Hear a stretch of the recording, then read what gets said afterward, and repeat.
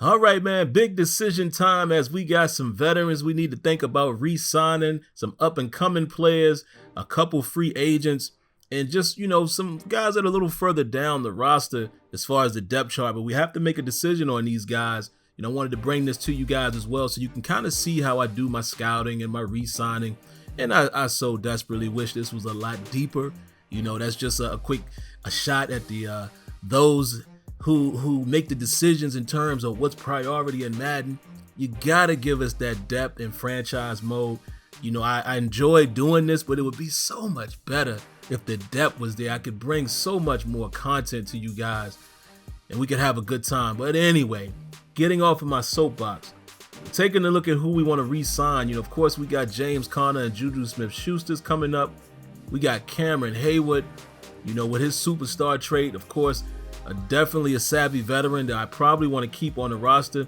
And this is normally what I do, man. I go in and look at these guys' stats and look at what they're asking for. Look at Juju, 4 years, $60 million, but it almost goes without saying that I'm going to have to keep Juju, even if we acquire some more receivers.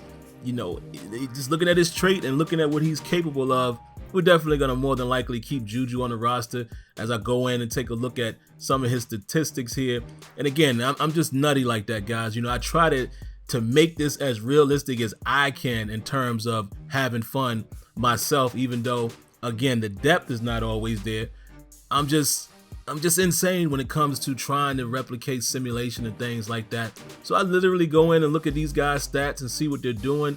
He hasn't had the greatest year, but obviously we know in this season that you guys are watching, Ben Roethlisberger hasn't been his best.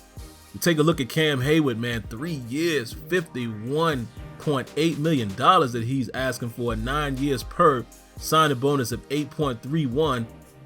Still a relatively decent player for us, man. An 89 overall, has the superstar ability there. Let's take a look and see what Cam Haywood has actually done over the past couple seasons here. As we take a look, starting with 2011, obviously we didn't play that, literally play that out. But look at the last season. 2019 was the season that I did play before bringing you guys this one. Right now, only 10 tackles, 16 tackles there as a total, 4 tackles for loss, but 4.5 sacks. Got to pay attention to that. He was at 9.5 last year, so he might be on track to get just about where he was at last year in terms of sacks. Again, the total numbers of tackles are not as high, but I have to pay attention to what Cam Haywood is doing and keeping that veteran leadership. We'll see what happens there. Let's take a look at Bud Dupree, who now has earned his way into a star ability. And let's see what Bud Dupree has done in the virtual world. As you can see, 14 sacks last season. But look right now, man, he's at 5.5. 5 tackles for loss, and you guys have seen it in the gameplay where Bud Dupree has been a force for us. So guys like that, we're going to really have to pay attention to, man. Let's go back in here and look at Bud Dupree's contract again, what he's asking for. 4 years, $40 million. Whew. Got quite the decisions to make, but look, did you see that cap space? We have plenty of cap room, unlike the real world Steelers.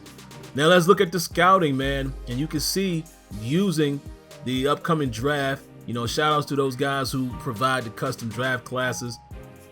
We're going to be looking for quite a few things here, man. Of course, I always want to look at my team needs, both offensively and defensively.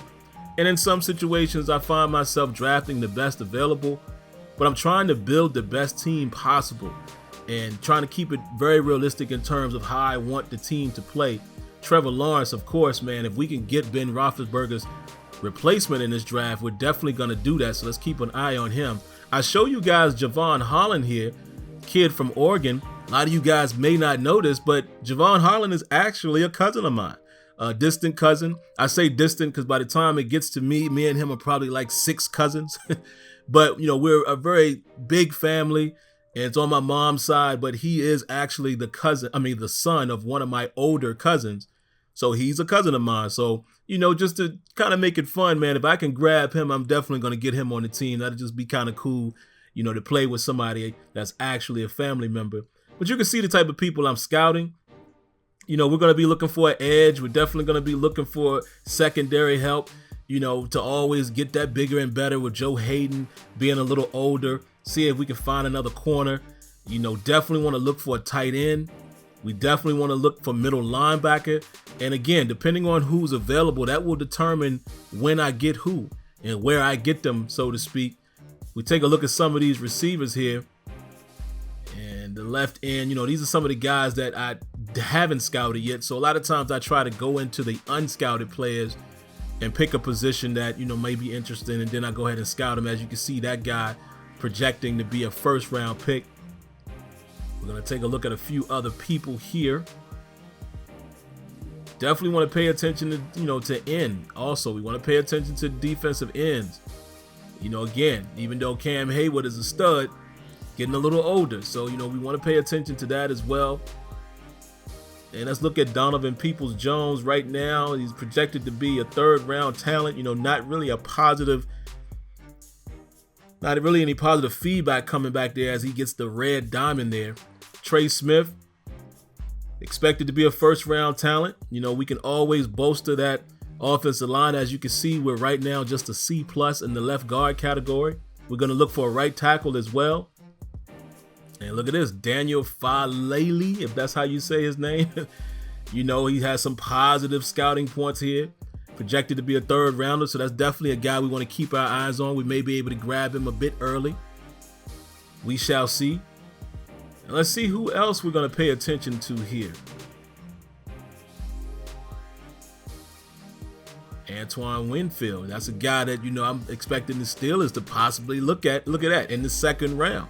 That could be the number 49th pick in this year's, draft in the real world. We could definitely use some safety help on the real defense. And then we'll round it out here and look at Sam Ehlinger. Again, I'm going to be looking for a quarterback. It's not really that favorable right there, but we shall see. So that's all I got for you guys, man. Make sure you like, comment, and subscribe. I'll be bringing more gameplay to you very soon, and we'll catch you in the next one. Peace.